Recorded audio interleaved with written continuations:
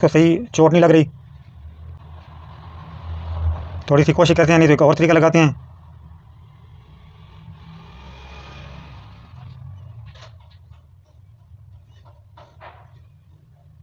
ये इस तरह भी नहीं खुल रहा। बिस्मिल्लाहिर्रहमानिर्रहीम। मेरा नाम है नैयर और आप देख रहे हैं इलेक्ट्रिक मैन 324। ये एक एग्जॉस्ट फ़ैन है। कुछ प्लास्टिक शेप में होते हैं, ये लोहे में हैं, किचन में या घर में लगे होते हैं। तो ये अगर जाम हो तो इसका क्या तरीक़ाकार है, इसको चेक करते हैं। ये काम नहीं कर रहा था तो इसके बेरिंग चेंज करने का एक मुख्तसर तरीका है, तो उसको आप देखेंगे। बहुत छोटी सी वीडियो है लेकिन बड़ी हेल्पफुल साबित होगी आपके लिए। तो सब तो पहले इसका जो है टापा खोल लेना है। टापा खोलने के बाद आपने देखना है कि ये कैपेसिटर जो लगा हुआ है इसको चेक कर लेना है, कैपेसिटर फटा हुआ तो नहीं है। अगर कैपेसिटर फटा भी हो तो फिर भी ये फ़ैन नहीं चलता। इस तरह इसके ये 3 पेच लगे होते हैं ऊपर, उसको खोल लेना है। उनको खोलने के बाद ये जो फ्रेम लगा हुआ है इसको आपने बिल्कुल नहीं छेड़ना, तो इस तरह इसको खोल लेना है। ये आप देख सकते हैं ज़्यादातर लोग जो हैं फ्रेम को भी खोल देते हैं, तो उसकी ज़रूरत नहीं होती खोलने की। इसको खोल के इस तरह निकाल लेना है। अगर कैपेसिटर का जो सुराख है वो खुला हो तो कैपेसिटर भी अंदर से गुजार लेना है, नहीं तो कैपेसिटर के कनेक्शन काट देने हैं इधर, ये खोल लेने हैं। तो ये इसके बेरिंग जाम थे, इसकी बेरिंग अभी चेंज करेंगे। कैपेसिटर की जिस तरह तारें लगी हुई हैं उसी तरह आपने लगानी है। फिर ये इसको 2.5 का कैपेसिटर लगा हुआ था, इस तरह इसकी तारें खोल दी हैं। अभी आप देख सकते हैं कि फ्रेम मैंने नहीं खोला, फ्रेम खोले बगैर इसको निकाल लिया है।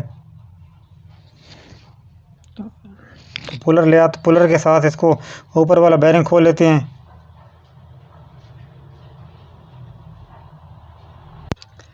तो इस तरह ये वाला बेरिंग पुलर के साथ खोल सकते हैं आप, या किसी और चीज़ के साथ भी नीचे निकाल सकते हैं ठोक के।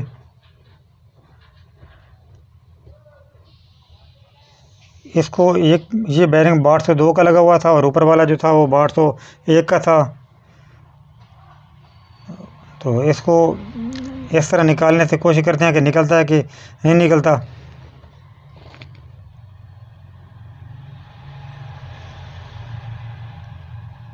इस तरह इसको सही चोट नहीं लग रही।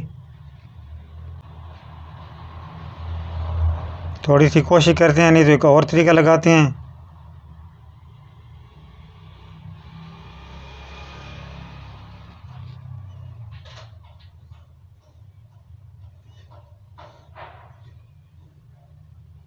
ये इस तरह भी नहीं खोल रहा।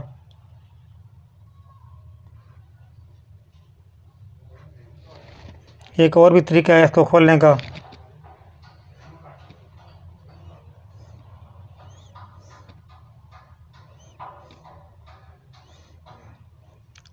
तो घुटकों वाला तरीका ठीक था, ये भी ठीक है।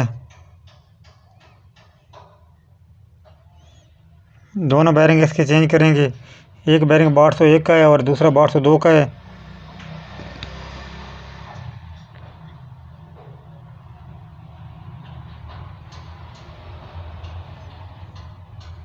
तो इसको भी पुलर के साथ निकाल लेते हैं।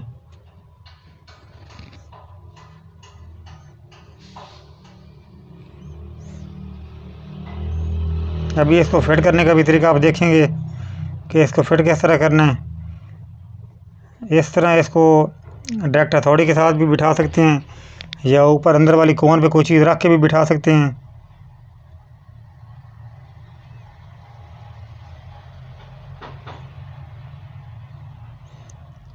अभी दूसरा बेरिंग भी इधर लगा लेंगे, इसमें लगाएंगे रोटर में। इसके लिए को पैंप लेके उसके ऊपर रख लेना है इस तरह। इसका साइज़ लूज़ है, इस साइज़ को भी पंच कर लेते हैं, थोड़ा सा टाइट हो जाएगा। पंच करने का तरीकाकार आप देख सकते हैं कि मैं किस तरह इसको पंच करूँगा। इस तरह स्टील का कील ले लेना है और इसके साथ थोड़ा थोड़ा पंच कर लेना ऊपर, एक जैसा करके पंच करना है गोलाई में।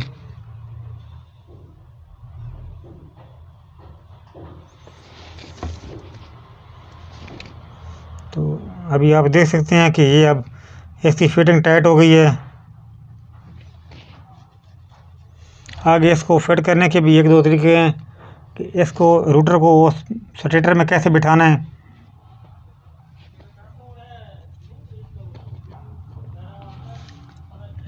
इसकी ऊपर वाली प्लेट खोलते हुए निशान लगा लेना है कि जिस तरह निशान लगे उसी तरह इसको फिट करना है। इस तरह इसकी प्रॉपर फिटिंग होती है। तो अभी आप सोच रहे हो कि इधर नीचे नीचे ठोकने से इसके जो एंगल बना हुआ है वो टेढ़ा हो जाएगा, तो उसका भी तरीकाकार ये है कि इसको आपने ऐसे उल्टा लेना है। इस तरह इसको बिठा लेना है उल्टा के, फिर थोड़े थोड़े पेच टाइट कर लेने हैं, फिर इस तरह बिठाना है।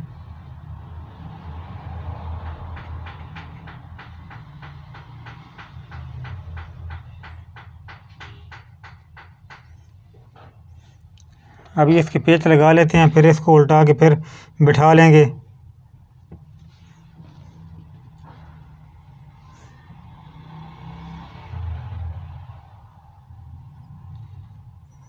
बिल्कुल ही आसान तरीका है इसका। फ्रेम नहीं खोलना, फ्रेम खोलने का ऐसे ही वक्त ज़ाया करना होता है। उम्मीद है वीडियो आपको पसंद आ रही होगी। ये भी तरीकाकार है, इसको इस तरह भी बिठा सकते हैं। घुटके के अंदर सुराख हो तो इस तरह आप रख के बिठा सकते हैं।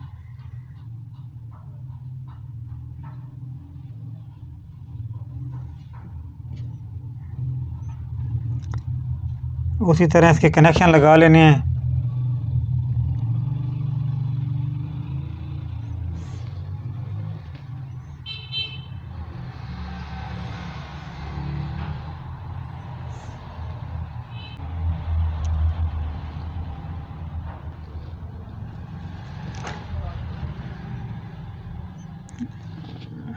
अभी इसके पर लगा के चेक करते हैं इसको।